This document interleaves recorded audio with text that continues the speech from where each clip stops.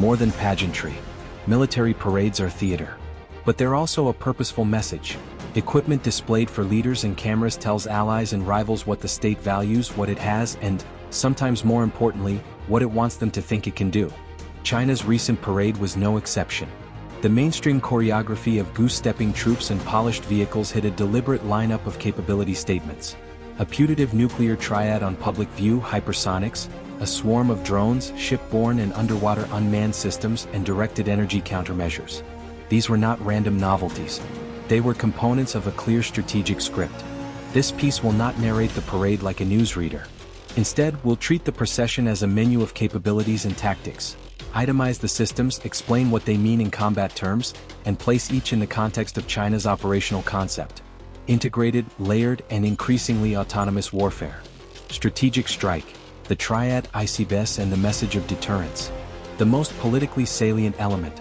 China put its strategic strike options front and center. Silo and road mobile land-based ICBMs, a large submarine-launched ballistic missile, SLBM, system and air-launched ballistic-capable platforms were all paraded or otherwise highlighted, signaling a more visible nuclear posture. Publicly showing these delivery systems does two things. It communicates reach, the ability to reach distant targets, and it normalizes a higher-profile nuclear deterrent, a message aimed at global audiences as much as regional ones. From a tactical standpoint, the operational effect is straightforward. A credible triad complicates an adversary's planning. Sea, land, and air launchers create multiple targeting dilemmas, force dispersal, and resilience against a disarming first strike. But the parade also reflects doctrine. China's strategic forces are moving from minimal deterrence to a posture that privileges survivability and retaliatory depth. More warheads, more delivery modes, and distributed basing. That shift forces planners elsewhere to hedge, invest in dispersed intelligence, and reassess escalation ladders. Hypersonics and precision. Speed as a strategic weapon. Hypersonic missiles, weapons designed to travel at many times the speed of sound with maneuvering precision, were another headline. Systems paraded or publicized align with a family of boost glide and ramjet-boosted designs China has tested in recent years. The operational logic behind hypersonics is blunt. Reduce an opponent's reaction time, defeat mid-course interception, and threaten high-value assets at range, aircraft carriers, regional bases, and critical infrastructure. Tactically, hypersonics change the fight in two ways. First, they compress decision timelines for commanders and sensors. A strike can arrive so fast that the window for interception and diplomatic de-escalation narrows. Second, because many hypersonics are maneuverable, they complicate missile defense that relies on predictable ballistic trajectories. The parade's emphasis on multiple hypersonic types, land, air, and potentially sea-launched, signals a doctrine that uses speed to create strategic ambiguity and to hold at risk those assets traditionally sheltered by layered defenses. The robotic triad, air, sea, and underwater swarms. What stood out for many analysts was the sheer variety of unmanned systems on display. Long-endurance surveillance UAVs, armed loitering munitions, large numbers of small tactical drones, unattended surface drones, and new underwater vehicles. China is clearly betting on the operational calculus that autonomy and numbers can offset qualitative gaps in other domains. In combat, this robotic triad offers three tactical payoffs. Sensing and attribution, swarms extend. Ares to spend expensive interceptors and munitions, degrading their stocks and creating attrition over time. Distributed strike. Small UAVs and underwater drones can swarm and overwhelm point defenses, a classic mass versus value trade-off. The Navy-focused drone displays are particularly telling. Unmanned surface and subsurface systems can contest sea lanes, harass major warships, and perform covert reconnaissance. That's doctrine for asymmetric sea denial, an attempt to blunt superior blue water navies by making the ocean's surface and subsurface contested at scale. Part 4. Directed energy, lasers, microwaves, and counter systems. Against that robotic wave, the parade also included the technologies meant to shoot it down. High-energy lasers and high-power microwave systems designed to disable electronics and blind sensors. These are force multipliers for air defense and point defense. Lower cost per shot, near-instant engagement, and an ability to defeat swarms if power and cooling challenges are managed. Tactically, directed energy is attractive because it shifts the economics of defense. Rather than firing expensive interceptors against low-cost drones, a laser or microwave system can neutralize a cluster of small threats for a fraction of the cost, if it can be fielded reliably. The parade's pairing of swarms and anti-swarm systems is thus exactly what analysts expect in a pragmatic arms spiral. Offense drives cheap counters, counters drive advanced offense. Air power and the push toward networked fighting. The flypast included stealth fighters and next-generation support aircraft. Beyond raw aircraft counts, the real story is connectivity, sensors, data links, and the ability to fuse ISR, intelligence, surveillance, reconnaissance, into a common picture. China's J-series stealth fighters, partnered with drone wingmen and modernized tankers and AWACS-like platforms, point to a future where manned platforms get force multiplied by autonomous systems. That's not just an Air Force modernization, it's a doctrinal shift toward distributed, multi-domain operations. Fighters will not necessarily operate alone. They'll be commanders of small autonomous fleets, using drones to scout, suppress defenses, and expand situational awareness. For opponents, countering such an approach means better electronic warfare, layered air defenses, and resilient command and control. Naval signals, sea denial, carrier threats, and undersea presence. Naval systems paraded, anti-ship missiles, advanced corvettes, unmanned surface vessels, and new submarine classes underline a two-track maritime plan.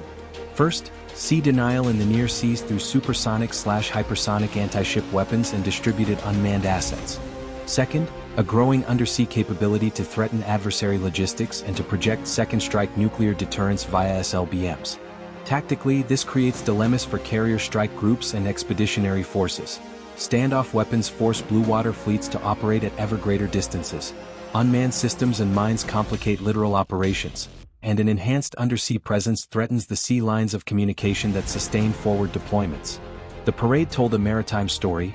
China is building tools for layered denial and for forcing any opponent to fight at range and under uncertainty.